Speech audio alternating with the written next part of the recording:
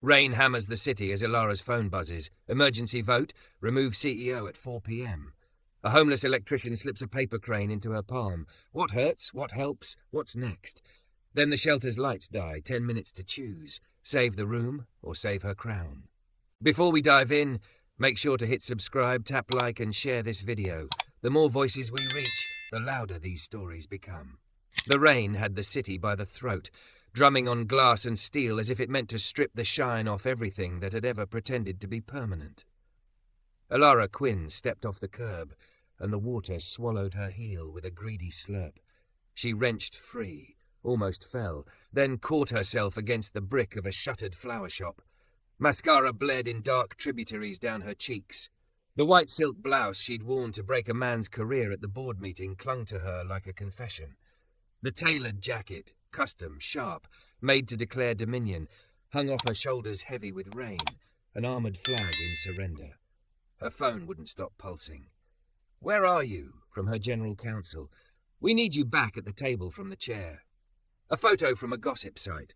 Elara, curvy and commanding, leaving the hotel an hour earlier with controlled fury, becoming a headline with hips and a hurricane behind her eyes. A message from her brother with 3 words she'd never wanted to see. "I'm so sorry."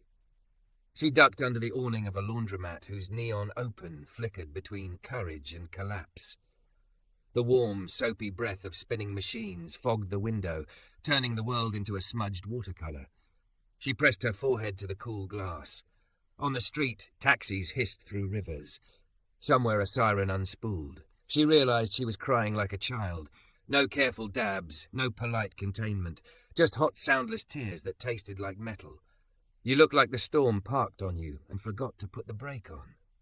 The voice was low, steady, threaded with something like humour that wasn't unkind. She turned. He was standing at the edge of the awning, tall, shoulders broad beneath a dark work jacket with reflective piping. Water poured off his yellow umbrella in a steady chain. His skin glowed deep brown beneath the streetlight. Rain jewelled his eyelashes. His mouth, soft, serious, hitched slightly on one side like it knew how to laugh, even when it shouldn't. He carried a dented thermos like a promise. "I'm fine," she said, prepared to weaponize the lie. "Sure," he said, without disputing it. He looked at her soaked stilettos, at the shiver that betrayed her, at the phone clenched in her hand. "Want some tea?" She almost said no. She didn't accept things from strangers.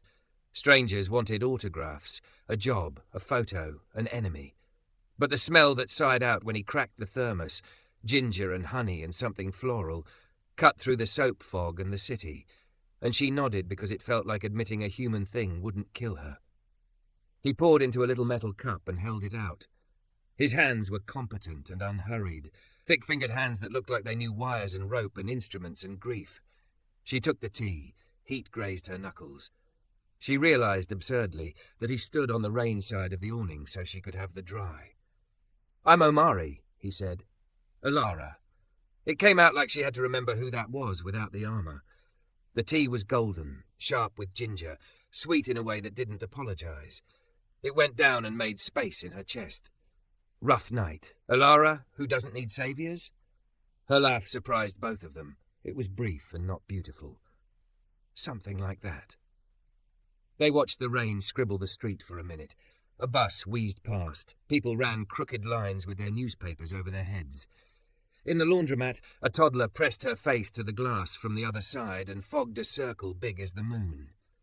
The child's mother smiled at Elara, that small civilian solidarity women loan each other in public disasters, then turned back to folding shirts. "You ever notice," Omari said, "how rain makes rich and broke look the same from the knees down?" She glanced at her calves, glossy with water, at the dark river licking the curb, at the way the city flattened into wet shapes. "You work at philosophical commentary, or is that freelance?" "I do nights at Harbour House." He tipped his chin toward a building across the street. Yellow light pooled behind a glass door, where a hand-lettered sign read, "Community Kitchen, 6:11 p.m. And mornings I do repairs. Electrical mostly. I'm off between storms." The smile that tugged one corner of his mouth looked like a scar you could miss if you weren't watching. "Harbour House," she said, rolling the name around in her mouth as if it might anchor something. "I've written checks." "Checks keep lights on," he said. But lights aren't the same as warmth. Something in her wanted to be offended. She'd funded programs, she'd cut ribbons. But a more honest part, the part that had fled the boardroom when the vote turned, that had read her brother's text and tasted bile, leaned toward the truth he held without shoving it at her. "What happened?" he asked, gentle. Not prying, not performing, just making room. She cupped the tea in both hands. The warmth found her wrists, her pulse. "They found a hole," she said. "Not in the company. In the story I tell about myself. That's an expensive place to find a hole. I can buy 1,000 ladders," she said. "None of them fix gravity." Another siren wailed nearer. Omari turned and scanned the street the way people do who are responsible for other people. "I've got 10 minutes before dinner service starts," he said, "and a stupid little thing that sometimes helps for 9. He dug in his jacket pocket and pulled out a small black notebook, its edges softened by use. He tore out a page carefully, keeping the tear slow so the rain wet didn't shred it, and with quick, sure hands he folded. 2 triangles, a tuck, a crease that ran like a river. In less than a minute he was holding a paper crane, crisp in his palm, tiny wings waiting. "My mother taught me while we waited at clinics," he said. "She said if you can make one calm thing in the middle of noise, the noise has to move around you a little." She was dramatic, but she wasn't wrong. He turned the crane over, and with a stub of pencil, wrote, "Ask 3 things. What hurts? What helps? What's next?" He set the crane in her hand. It was absurd and delicate. The pencil marks were imperfect where the paper had gotten damp. She stared at it like it might tell her a secret. "What if I don't know the answers?" she whispered. "Then you wait until you do," he said. "But you don't answer for anyone else. Not the board, not the internet. Not the part of you that only loves you when you win." He tilted his head, studying her face with a familiarity that felt like respect, not theft. "You look like someone who's been carrying the building instead of walking through it." Elara wanted to say she was fine again, that the building weighed nothing, that the storm couldn't touch her. But the crane's thin beak tapped her lifeline, and she heard herself say, "I'm so tired of being a brand." Omari's gaze softened. "It's still you under there. Brands don't get wet, people do." A man stumbled out of the bodega next door with a case of water, nearly lost it to the current at the curb. Omari was already moving, umbrella up, the easy economy of a body that knew how to help without making a parade of it. He steadied the box, laughed with the guy, got a nod, returned to the awning, rain shining on his jaw. "Why are you kind?" she asked, asking, "Really, why now? Why me?" "Because storms aren't personal," he said, "and because I like ginger tea and folding paper and getting people to the door when they can't find it alone." He glanced again at the community kitchen's light. A woman in a red beanie inside lifted a hand, 2 fingers, the sign for "We need you." He lifted his chin back. 2 minutes. "I have to go feed people," he said, "but—" He slid something else from his pocket. A laminated card, old, scuffed, edges rounded by time. On it, in a hand that wasn't his, a line, "You can start over at any hour." "My mother again," he said. "I carry it when it feels like the day already decided itself without me. Keep it." She shook her head. "I can't take your—" "You can," he said, and the certainty in his voice was gentle and total. "It's not a passkey, it's a reminder. You'll give it to somebody else when you don't need it anymore." The card settled in her palm beside the crane, 2 small things with more weight than her phone, than her jacket, than the whole building she'd left behind. The rain had softened. It ticked now instead of roared. The laundromat neon steadied. Her breathing realized itself. "Omari," she said, because she needed to put a name to the fact that the world had tilted and hadn't killed her. "Thank you." He tipped the umbrella like a hat. "Come by if you're hungry," he said, nodding toward the kitchen. "We've got stew tonight and bad jokes, and the heat works mostly." She watched him step into the rain, his body a sure shape against the slick street. He stopped to help an older woman out of a cab, offered the umbrella without hesitation, walked her to the door of Harbour House like it was a habit stitched into him. When the woman turned to say something, he laughed that quiet, lopsided laugh again and disappeared inside with her. Elara looked down at the crane, then at the card, then at her phone, which vibrated with the insistence of everything she'd built.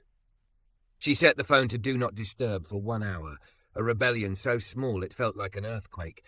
and slipped the card into the inside pocket of her jacket, where she kept the pens that signed lives. The paper crane she cradled in both hands as she stepped off the curb. The water was still there, the city was still there, so was she, and the door across the street with its yellow light was open. Don't forget to subscribe for more intense cinematic love stories. Your click helps us make the next chapter. The door of Harbour House breathed warm air across her skin, the kind that smelled like onion and thyme and 100 small salvations. Elara hesitated on the mat, rain spidering off the edge of her jacket, paper crane cupped in one hand like it might sing. Inside, the room was a soft commotion, steam lifting from deep pots, voices low and bright, chairs scraping, a radio whispering an old soul song through static. A woman in a red beanie pointed at a stack of bowls without breaking stride. New hands? Welcome. Aprons are left, hair ties in the jar. You allergic to anything? Condescension, Elara said before she could help it. So quickly the woman barked a laugh. I'm Lena, she said, thrusting a black apron at her. You'll survive. Soap's at the sink. We serve in 7. The apron strap dragged across Elara's blouse, the front tied around her waist and cinched her in, fabric hugging the curve of her hips in a way that felt oddly grounding, like a seatbelt you finally click. She scrubbed her hands until the sting quieted. When she lifted her head, Omari was already there, sliding a crate of carrots onto the prep table. He'd changed into a Harbour House t-shirt, dark with damp, sleeves rolled to his forearms. His smile eased some muscle in her chest she didn't know she'd tensed since childhood.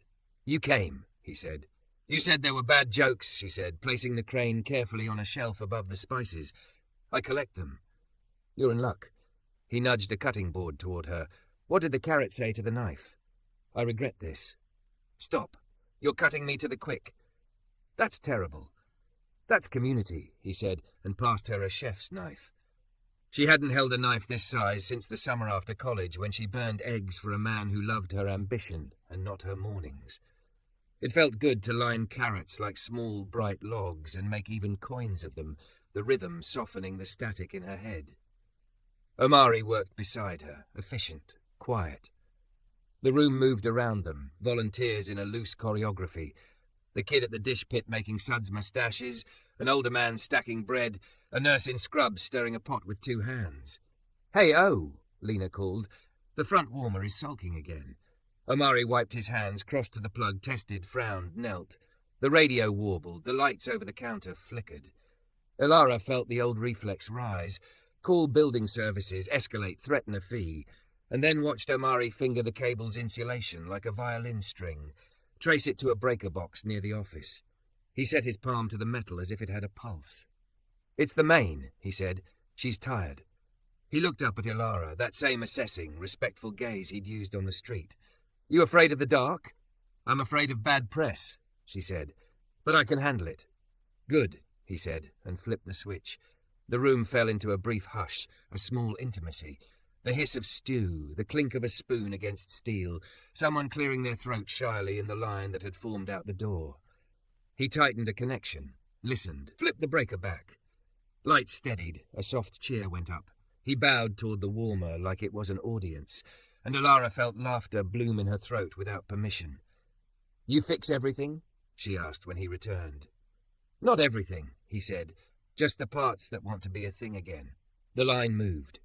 Elara took her place with a ladle and a stack of bowls, Lena at bread, a volunteer named Andre at the tea urn. For the first 5 people, Elara's hands shook with the ridiculous fear she'd spill, that someone would recognize her and film it, that this would become a narrative about optics. By the 10th, she had a cadence, stew, a second ladle if the eyes said please. You want bread? You like ginger tea? By the 20th, she knew faces, laughing eyes under a hoodie, a woman with a blue scarf who asked for extra carrots, a man with soft wrists who kept saying thank you like the words embarrassed him. When the rush thinned, she and Omari leaned against the table and ate standing up, steam painting their cheeks. The stew was simple and perfect, beans with an almost meaty chew, greens silky, a heat that showed up late and insisted on being noticed. Omari was quiet the way some people are loud, present enough to make silence feel like a choice. You said you worked mornings too, she said. Repairs, he said. Whatever needs hands, sometimes a short-term gig. sometimes nothing. I sleep here some nights when the cold has teeth." He lifted a shoulder, not in apology, but in acknowledgement. "Technically, the word is unhoused. I prefer between keys." He looked at her carefully, not asking for mercy. "Does that make you look at me different?" Elara swallowed. Honesty was new and too bright, like overhead lights after a nap. "Only if you need me to," she said. "But I think I'm done looking at people the way shareholders do." He nodded once, as if she'd passed a test he hadn't announced. "What happened at your job?" he asked. She watched her spoon orbit the bowl. The need to control the story was bone deep. "They called a vote," she said finally. "Said we'd grown too fast on too much shine. Our app is fine, better than fine, but our narrative outran our rails. My brother, he sold 2 points to our biggest rival and told himself it was survival." Omari waited. She was grateful he didn't gasp. "I built it like a fortress," she said. "The money, the message, the muscle. I forgot to build a bridge to the hour when it would rain." He considered that, tasted it the way he tasted stew. "So," he said, glancing toward the crane. "What hurts?" "The humiliation," she said. "Not from losing. People lose. From realizing I needed them to be afraid of losing me." "What helps?" "This," she said, surprised by the truth of it. "Work that ends in someone saying thank you and meaning it for soup." "And what's next?" he asked, gentle enough to be kind, blunt enough to be useful. She looked at the door where the last of the line straggled in, faces shining, shoulders hunched against weather no one had ordered. "I don't know yet." "Not knowing is allowed," he said. "It's only dangerous when you pretend." Lena thunked a tray of bread down between them. "You two gonna invent the philosophy of stew, or you gonna slice these?" Omari grinned. "Both." They cut bread until the crumbs stuck to their fingers and laughter had sanded down the evening. When the last bowl was washed and stacked, the radio clicked off. The room exhaled. People left in 2s, 3s, with leftovers in small containers, with jokes they'd repeat. Elara helped Lena fold tablecloths. "You new to town?" Lena asked. "I own 3 buildings in it," Elara said, and waited for Lena to look up, to flinch, to say, "Oh." Lena didn't. "Nice," Lena said. "Then you know the feeling. City's a church and a boxing ring. You want to help tomorrow? We need hands for breakfast." "She'll be here," Omari said softly, and Elara heard the quiet confidence as an invitation, not a command. "I'll be here," she said, stunned to find she meant it. At the door, the rain had slowed to a fine lace. Omari handed her the yellow umbrella. "Borrow it," he said. "You can return it for toast duty." "You're trusting me with your one roof?" "I'm trusting you with tomorrow," he said. "Anyway, it's only luck if it gets used." She laughed. "You and your mother and your sayings." "She was a switchboard operator," he said. "Spent her days connecting lines. Dangerous habit. She raised me on it." He hesitated, the way a bridge thinks before it lets you across. "You can't fix everything tonight, Elara." Her name in his mouth felt like a place. "But you can pick one true thing and do it." Outside, the street had become a mirror, neon stretched, passing headlights unspooling. She wanted to touch his sleeve and didn't. "Pick one," she said. "You know me for 2 hours. What's my true thing?" He looked at her the way he'd looked at the breaker box, listening for current. "You're not a brand," he said.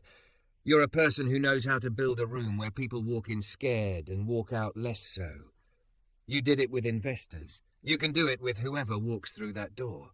Start there." She stepped into the soft rain, the umbrella a bright crown above them both. She wanted to argue and couldn't. "And you?" she asked. "What's your true thing?" "I'm a man with a steady hand and a backpack," he said. "I know how to put wires back where they want to be, and people too sometimes, and I know when to ask for help." He lifted his chin toward Harbour House. "Tomorrow the pantry needs shelving, donated lumber, bad screws. You any good with a drill?" "I can run a company," she said. "How hard can screws be?" He smiled that lopsided smile. Famous last words. They stood like that a moment longer, the kind of pause that rearranges a day. In the apartment windows across the street, lives glowed, TV blue, dinner yellow, a cat tail curling in silhouette. Elara slipped the laminated card from her pocket and read it again. "You can start over at any hour." She pressed it to her palm until the edges bit and felt, impossibly, the hour turn. "Good night, Omari," she said. "Good night, Elara," he said, and the way he said it made the city's teeth seem smaller. She crossed to the curb, water shallow now, the paper crane peeking from her pocket like a witness. Her phone vibrated again. She let it. She walked, hips steady, rain a blessing. Behind her, Omari locked the door and, for a second, rested his forehead against the glass the way she had earlier.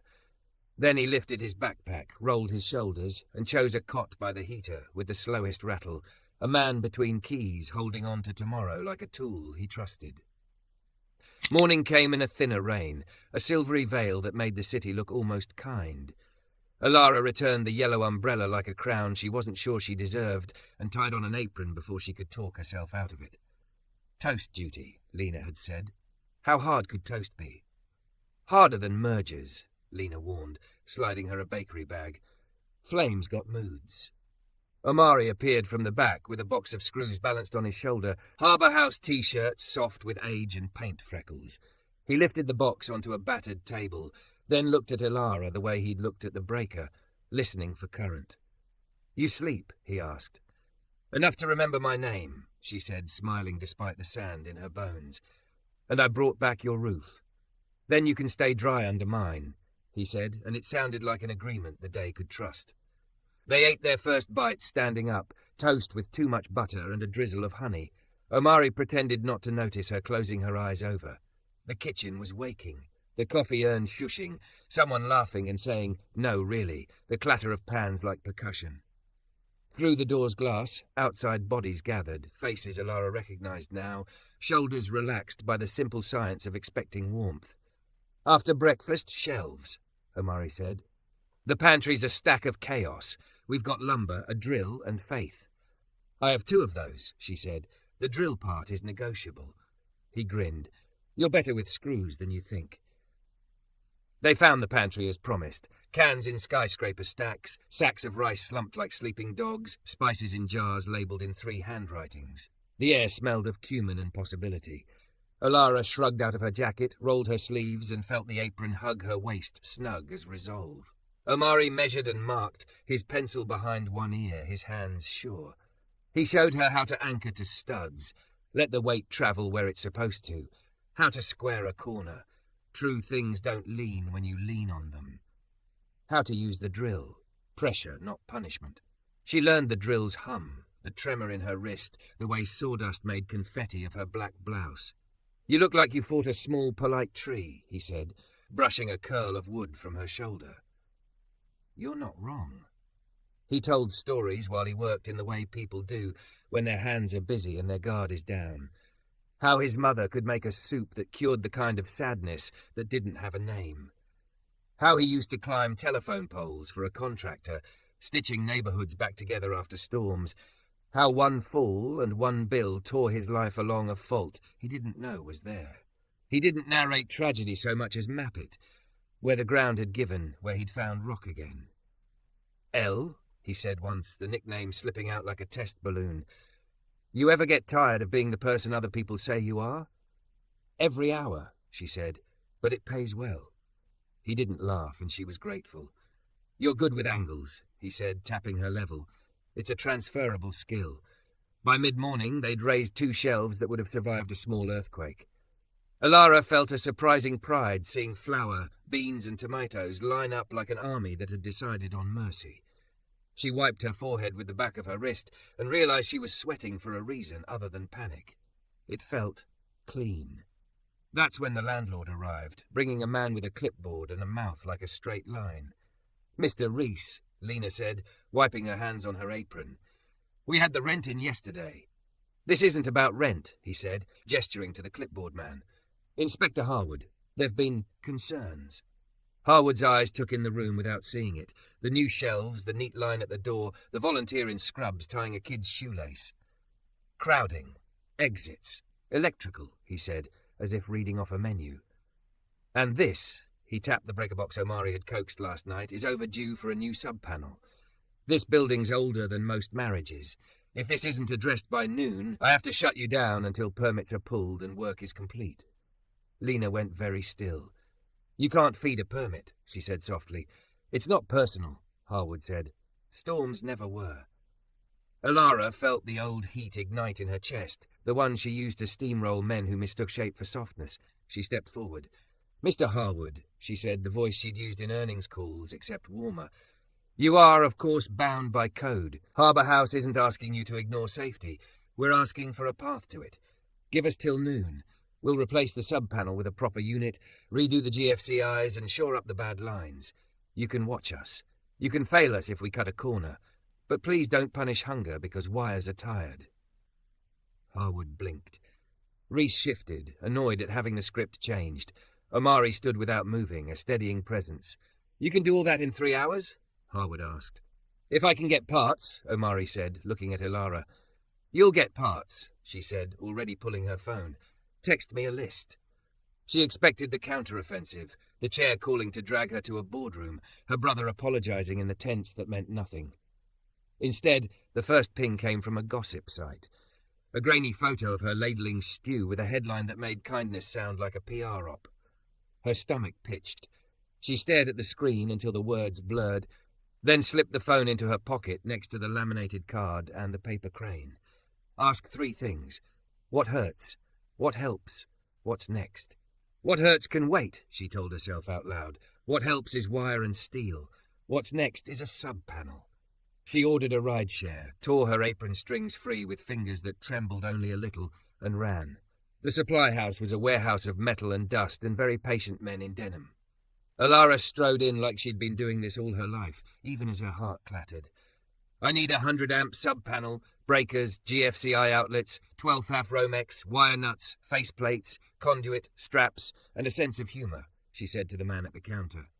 He peered over his glasses, took in the blouse smudged with sawdust, the wet hair, the steel in her eyes.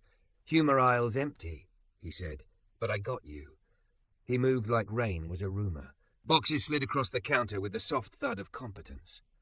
"You load?" he asked. "I lift," she said, and did. Muscles she usually used to carry a tote bag, and a company lifted serious things. By the time she stumbled back into Harbour House, damp again, arms burning, the room felt like a lifeboat in a shipyard. Omari met her near the door, relieved and unsurprised, and immediately set to work. "Lena, keep people by the back door for now. Andre, watch the kids. Elle, you're with me." Being with him meant holding the breaker like a heartbeat, while he swapped the old box, talking screws until they sang, stripping wire with a care that felt like prayer. He talked to the electric the way he'd talked to her, low, steady, respectful. He showed her how to test a GFCI, how to ground properly, how to feel heat near a line without letting it bite you. "Hands," he warned once when she reached instinctively. He guided her wrist so her fingers skirted danger by a whisper. Electricity thrummed between them, not flirtation, not performance. Something older, a workshop intimacy, 2 minds solving a thing that could burn you if you weren't honest. At 11:47, Harwood returned. He watched Omari talk the last lug, watched Elara label circuits in a neat, exact hand. He took a meter to an outlet and nodded despite himself.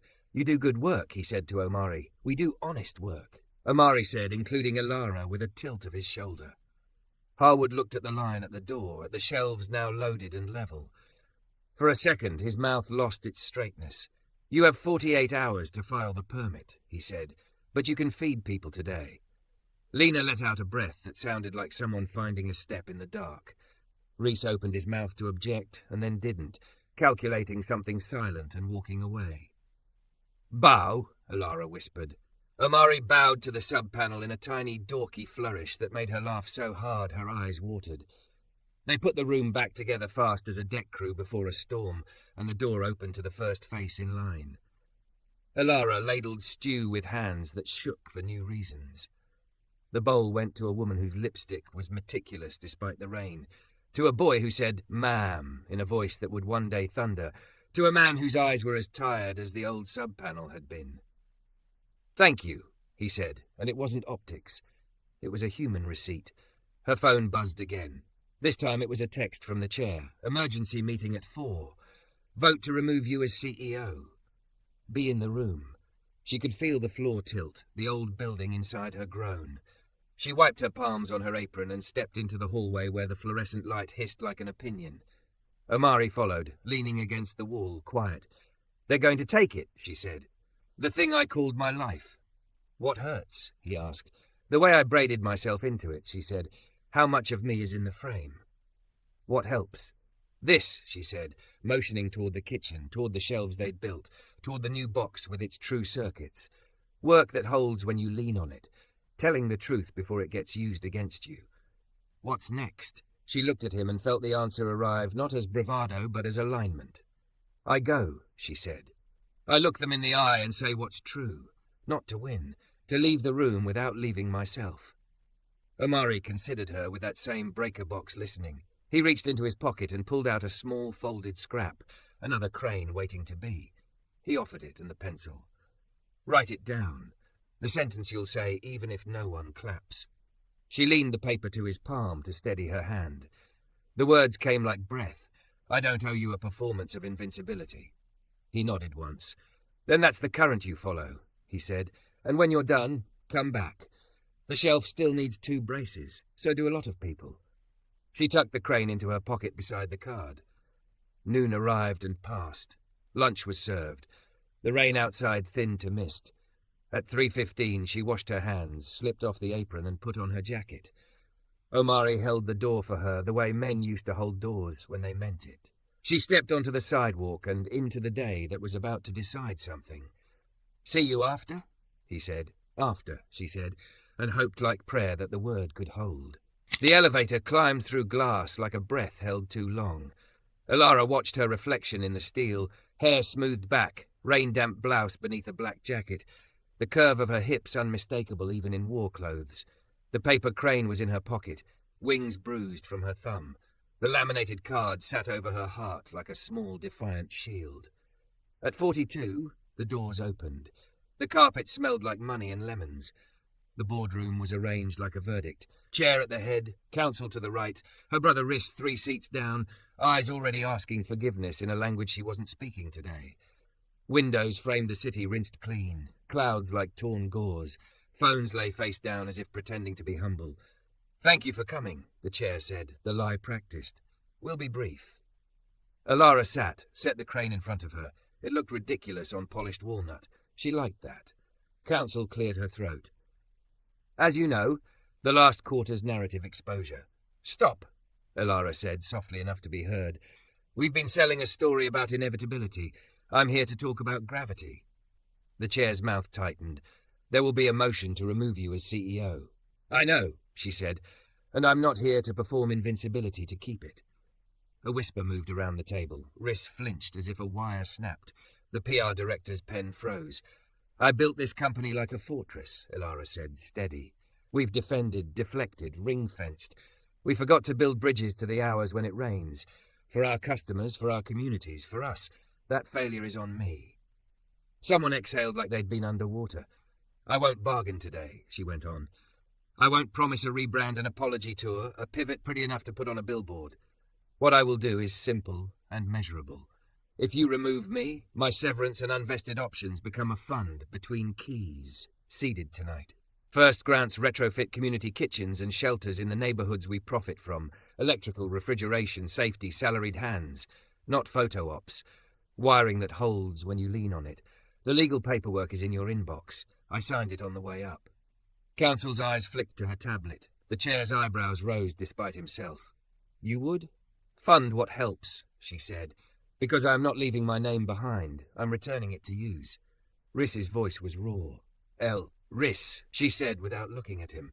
I don't have room today to manage your guilt. We can speak when we stop translating love as liability. Silence fell the way snow does, soft and undeniable. Outside, a helicopter arced across the river, a fleck against the iron sky. She could feel Omari's calm like a line she held in her palm. Ask 3 things. What hurts? She said, answering herself aloud because pretending was a currency she couldn't spend anymore. Hurts that I braided myself into this so tight I mistook the rope for a spine. Hurts that we built an engine that could outrun our ethics. Hurts that we were right about so many things and wrong about the one that mattered, what we're for. The PR director spoke, voice small. What helps? Truth before it gets used against you, Elara said. And a wiring diagram.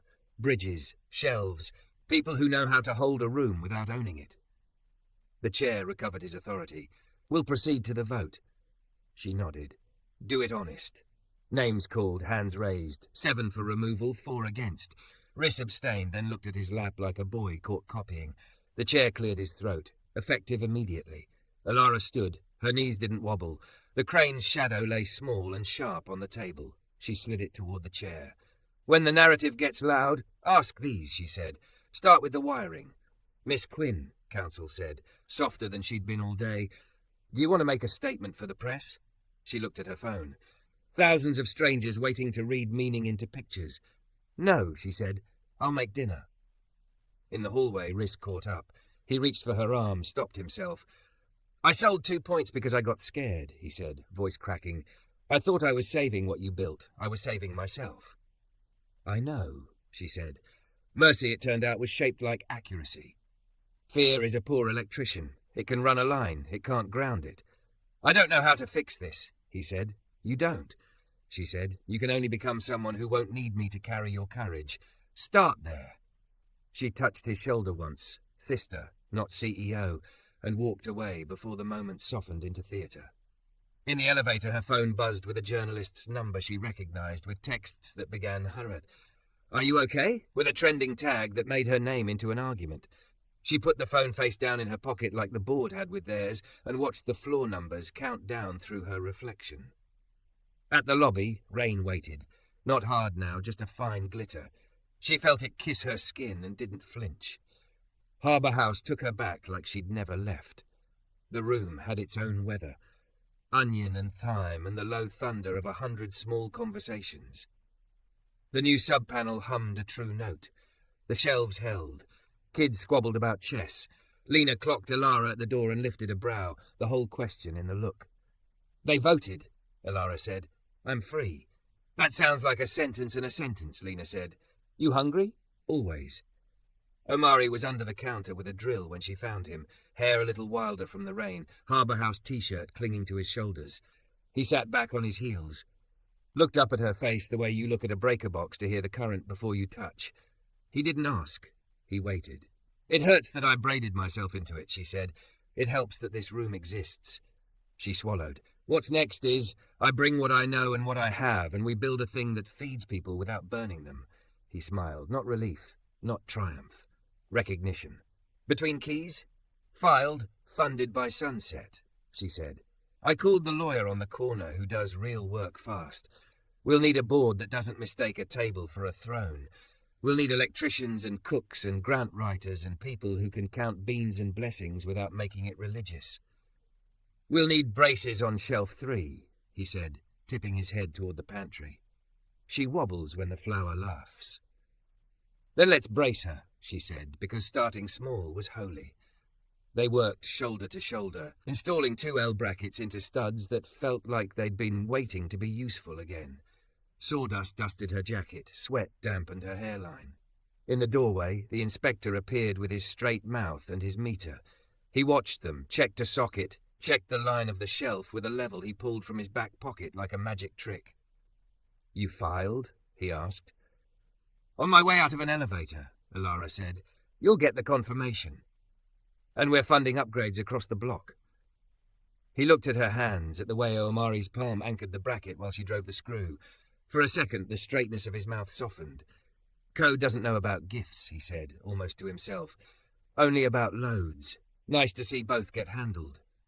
He tipped 2 fingers at Omari, at Elara, at the shelf, and left before words made him regret feeling. The dinner rush arrived like weather, first a sprinkle, then a wave.